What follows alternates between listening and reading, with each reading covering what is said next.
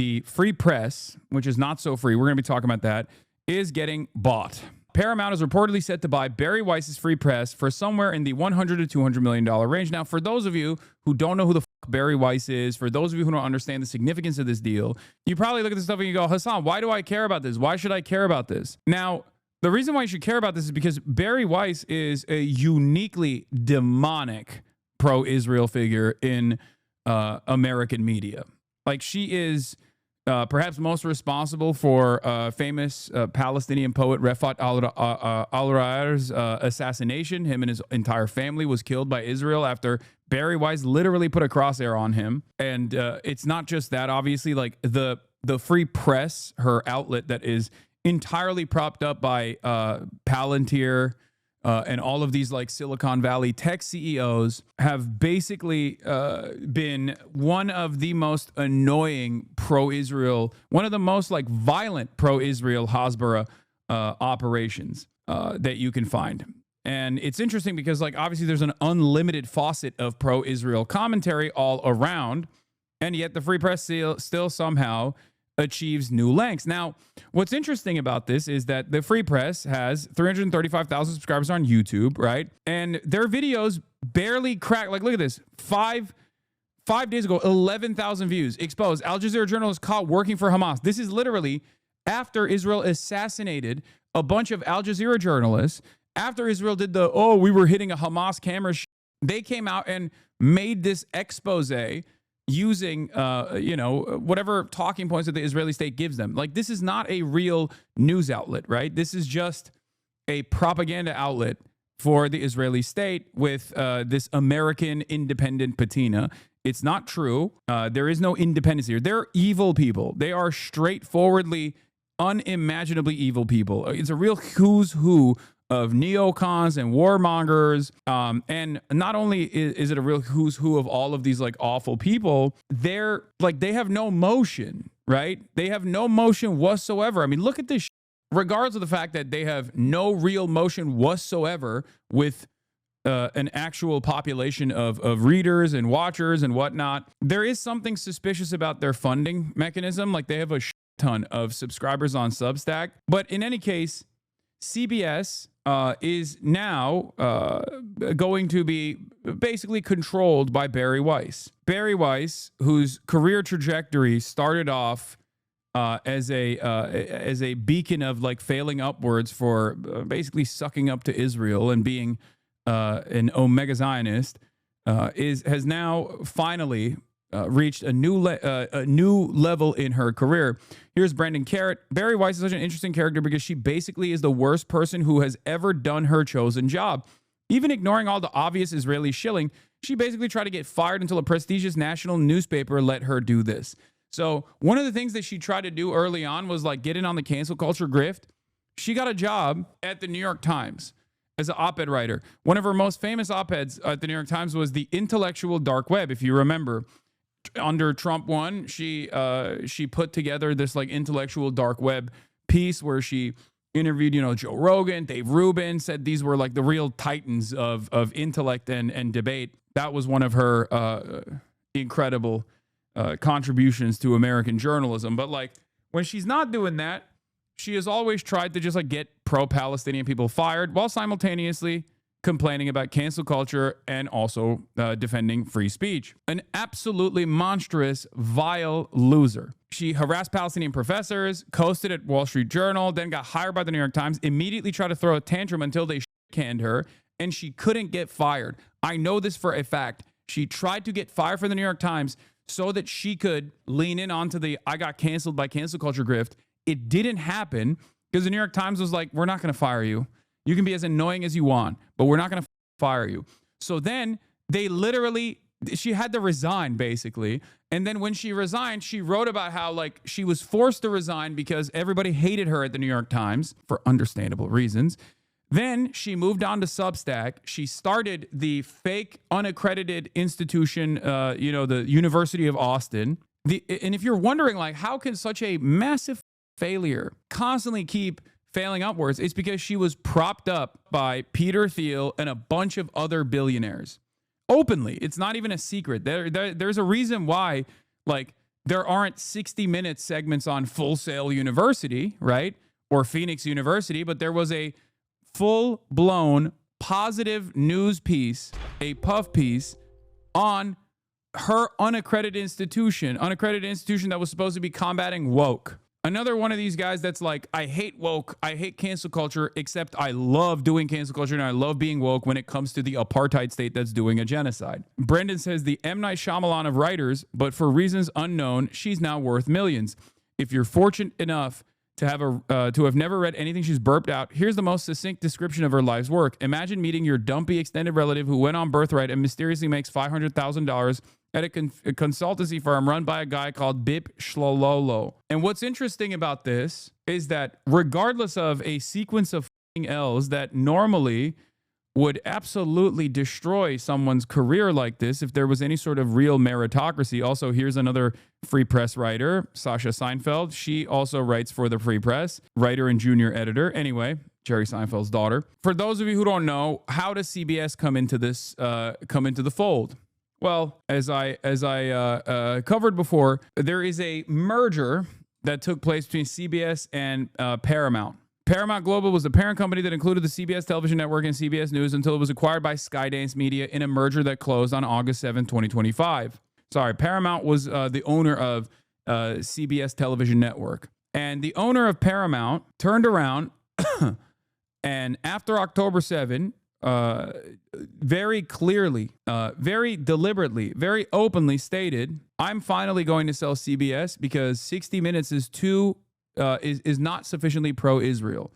And if you know anything about 60 Minutes, they added direct editorial control because 60 Minutes, after a year and a half of genocide, finally did one piece of critical coverage on America's involvement with Israel's genocide. They didn't even call it a genocide at the time. They just said America's bombs are being used and Israel's using them on children. This was a bridge too far. They immediately sent in an outsider to do editorial control to make sure that this never happens again. A lot of people actually quit 60 Minutes. But this was a post-October 7. For the Redstones, this was too much.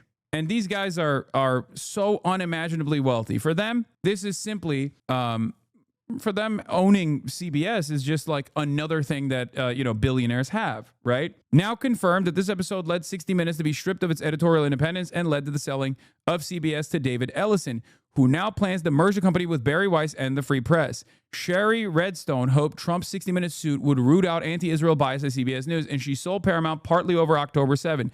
She openly stated it. Redstone told The Times that for years she had resisted entreaties from potential suitors eager to buy Paramount. What pushed her to finally agree to sell the family business was October 7 massacre of an estimated 1,200 Israelis. Once that happened, I wanted out, she told The Times. I wanted to support Israel and address issues around anti-Semitism and racism. She told The Times that her breaking point came just days before she withdrew from settlement talks with Trump in January this year. CBS aired a 60-minute segment featuring State Department officials who quit over America's support for Israel's Gaza war, a piece that the American Jewish Committee blasted as shockingly one-sided, lacked factual accuracy, and relied heavily on misguided information. Redstone wasn't alone in her concerns. Days after the segment aired, George Cheeks, who oversees CBS, shared Redstone's dismay about the Gaza episode and soon appointed veteran producer Susan Zirinsky as an executive editor to review 60-minute segments, stripping the show of its traditional independence from corporate interference. In April, the longtime executive producer of 60 Minutes, Bill Owens, departed after Zirinsky's appointment undermined his autonomy. Isn't that f***ing crazy? Billionaires just openly saying like, look, I own a whole ass news organization, and this news organization that I own is not sufficiently pro-Israel.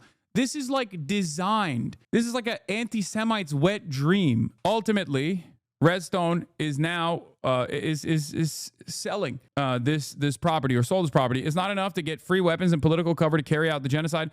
Israel and its backers in the U.S. must also destroy any institution, no matter how long it's operated, like 60 Minutes here, that dares to moderately criticize the project once. And now Bari Weiss, who I just described to you as a charlatan, a hack, someone who's like written extensively on myself as well, is getting a $200 million deal with Paramount securely in his pocket. David Ellison is on the verge of acquiring Bari Weiss's The Free Press and tossing her the keys to CBS News. The deal is on the 1 yard line, I am told. Isn't that crazy? David Ellison, who is, of course, the son of Larry Ellison, the son of multi-billionaire and Oracle Corporation co-founder Larry Ellison, who was propped up by the CIA. His son is a film producer and a multi-billionaire and himself, or billionaire himself, who is a media mogul, bought CBS from another billionaire to specifically make it more pro-Israel openly. And in an effort to do so, they are pumping Bari Weiss's bullshit independent outlet, fake independent outlet that's propped up by other billionaires with a $200 million cash infusion so that she can basically control the editorial standards and ensure that they are more pro-Israel. And by that I mean, because American media is already incredibly pro-Israel, as you guys know, right? But the reason why this is incredibly damaging to public discourse is because when Bari Weiss takes over the keys for CBS, she's going to make CBS pump out insane genocide denial, like more so than just like, key omissions and many other tricks that mainstream editors deploy when covering the issue of Israel, right? It's no longer going to be like, oh, we're defending Israel by, writing whatever an Israeli envoy has declared that seemingly contextualizes yet another instance of like unlimited violence against Palestinian children. Now they're just going to say like, no, these children deserve to be murdered. It was awesome. And actually, they're not murdered at all. But if they were murdered, it's good that they were murdered because they deserved it because they're Hamas. Now, obviously, one of my issues with this stems from the fact that one singular billionaire can just like decidedly change the trajectory of a whole ass media institution that has been around for decades. Like, think about how insane that is. We are at the mercy of billionaires. I hate that. Bari Weiss's stream of genocide denial and incitement against Palestinians living in the tents has paid off. Equally racist, pro-Israel Nepo child David Ellison is rewarding her with $150 million, give or take, for a Substack that even this sycophantic write-up acknowledges isn't worth a fraction of that. Dylan Byers, ever the morally incurious court stenographer, ponders if Ellison is just trying something unconventional to shake things up for some other such dopey nonsense. The market for the Gaza famine myth from the Free Press. This was, right at the time when people were recognizing that Israel was committed to doing a famine, by the way. And they literally wrote the Gaza famine myth. Like, it's just a Holocaust denial newspaper, okay? I need you to understand. A bunch of pro-Israel billionaire lunatics trying to directly do unlimited pro-Israel propaganda beyond what you have already seen from mainstream media. It is crazy to me. And they're not even hiding it. They're just saying it out loud. So if you don't personally think that this is like an incredibly damaging moment for an even more damaging moment for American press, for press freedom and press independence at a time when obviously we need an independent press more than ever before, this is going to make things even worse. And yeah, as Adam also correctly points out, like Dylan Byers is writing this as like a positive article. This is supposed to be like a article that is pro Bari Weiss, but even this article itself recognizes that this is $200 million for Bari Weiss's operation. That's a little crazy. These guys don't care if they're just melting money. They don't give a shit because they have unlimited funds. What does this do? This is to tell every other journalist who wants to start a media career, every other journalist who already has a media career, you will get the bag if you lie at the behest of Israel, no matter how insane your lies are. Just erode your conscience, erode your moral compass, and we will pay you. We will throw the money faucet at you. When people say stuff like, people can see through this. Like, no, this is extremely inside baseball. People will not be able to see through this. Your parents are not going to look at CBS's coverage that changes dramatically to be even more pro-Israel and go, this is a little weird. No, they're just going to take it at face value. And that is the smart ones. The ones that are not getting their notes from random Facebook posts. The smart liberal parents that still respect the mainstream institutions are now going to be are now going to be tuning into CBS, not realizing that it's just like even more pro-Israel than it was before. It's not Dan Rather's network anymore. As a part of the deal, I'm told David plans to give Bari a role at CBS News that would, among other things, task his fellow millennial with guiding the editorial direction of the division. Bari's avowedly pro-Israel and anti-woke worldview, not to mention her broadly kicking anti-establishment disposition. That's so funny. There is no anti-establishment position. Being quote-unquote fake anti-woke, except for Israel, is not. It is the establishment position.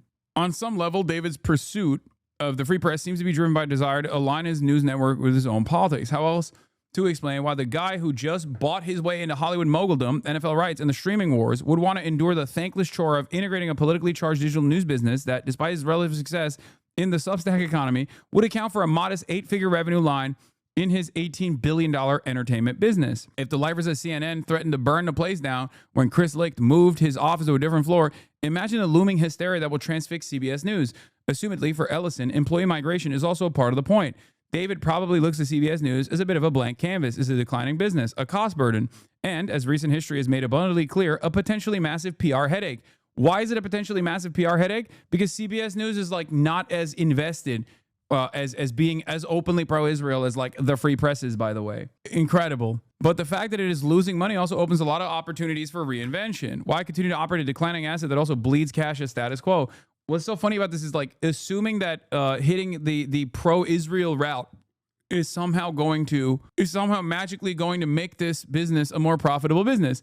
Now, this is where I ask myself and you guys the same question. Is David that stupid, or does he just not care and he wants to do unlimited propaganda for Israel? Or is it a bit of both? Because like, does this man legitimately think that giving a ton of money to Bari Weiss to take over the reins of CBS News when her output is unimaginably unimpressive? Like, I'm sorry, you got hype from every psychotic tech billionaire on the planet, and you're barely making a dent in the discourse. Who the thinks this is worth $200 million / even perhaps more consequentially, who the thinks this kind of editorial run is somehow going to change the dynamic of CBS and turn it into a profitable business? Think about it. 200 M's is what Joe Rogan got.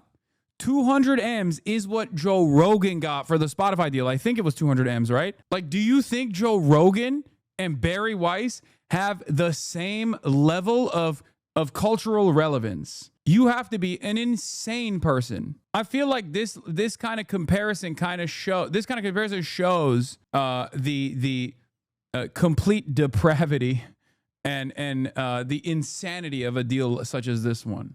Netanyahu himself, by the way, if you want to understand like how the free press is so consequential, Netanyahu himself is now pushing the argument that Israel is being unfairly blamed for starvation death because of the boy who also had a piece of his skull blown out by an Israeli shelling. Benjamin Netanyahu's posting the free press. Mossab Al-Debs, the 14-year-old boy, was featured in the same CNN story as another child suffering from malnourishment. The original caption didn't mention that last May he sustained a traumatic head injury. Like, how is this a defense of what Israel is doing?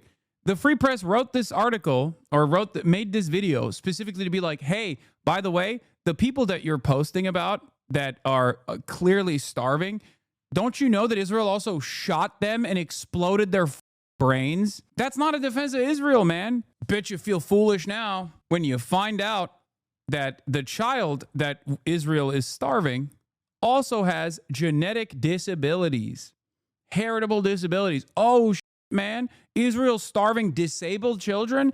That certainly makes me feel a lot better about Israel. Said no one.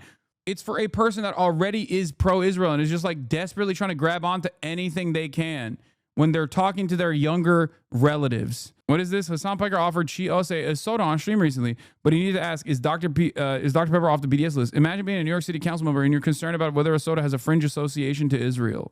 Once you see the truth, everyone's on their own journey. Okay, everyone's on their own personal journey. Some people will never see it. They have put too much social capital, too much investment into not seeing the truth about what Israel is doing, what Zionism actually is. But once people start recognizing that truth, it's only a matter of time until they come to the same conclusion that you're at right now. So you have to be try and be as charitable as possible. You have to be kind to people and walk them through this journey. It is very difficult for a lot of people to relearn that they took for granted their whole lives. If you want to engage in anti-fascist advocacy, whether it be against the fascist ideology of Zionism, or whether it be white supremacist ideology, whether it be like all this reactionary in the United States of America that plenty of people take for granted, you have to be as open-minded as possible, take on as much emotional labor as possible, and be as charitable as possible. I know it sounds nuts when you're like, well, this guy is like engaging in, Halbara or genocide denial in perpetuity. Like, what the do you mean I have to be nice to this person? Like, no, if you think that the person that you're talking to is open-minded, which, by the way, your expectation should be that everyone is charitable until they show you that they're not, until they prove to you that they're not.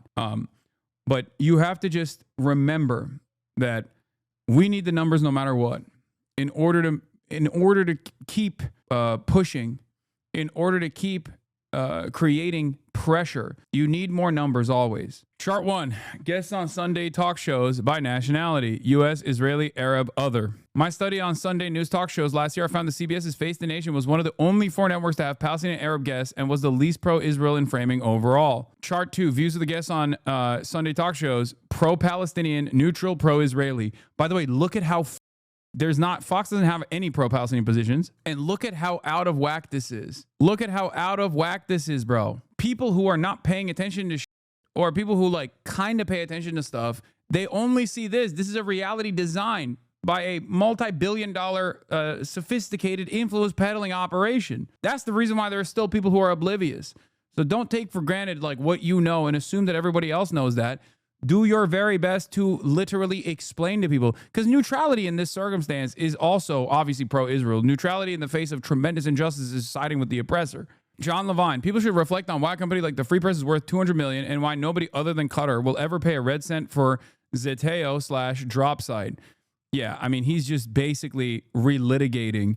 He's basically relitigating the main point that this guy is making anyway. David Ellison is doing that specifically so that people get the message. If you're pro-Israel, you'll be rewarded handsomely. Jasper says, people should reflect on why billionaires shower cash on right-wing outlets that slobber over power and wealth, but starve left-wing outlets that challenge them. Yeah, one of life's greatest mysteries. Unearthed a document, the president of CBS saying he agrees with the Powell Memo task force declaring our free enterprise system is in danger because of the media bias, and promising that he's using his powers to correct the situation at CBS News with some results. Bari Weiss identifies untapped market void, raises funds. Untapped market void is being pro-Israel, by the way. Being pro-Israel and also doing like anti-woke. What an untapped market void that is. Of course, advisor to vote Tim Scott, Nathan Brand says, Bari Weiss identifies untapped market void, which is not untapped or a void in the market at all. It's the only thing the market has. Raises funds for a startup to fill it amid ridicule from her peers, from billionaires who want this kind of propaganda to continue. Successfully fills void, sells company to established player for hundreds of millions of dollars. Taylor Lorenz, this is a right-wing grift. It is. It is a right-wing grift.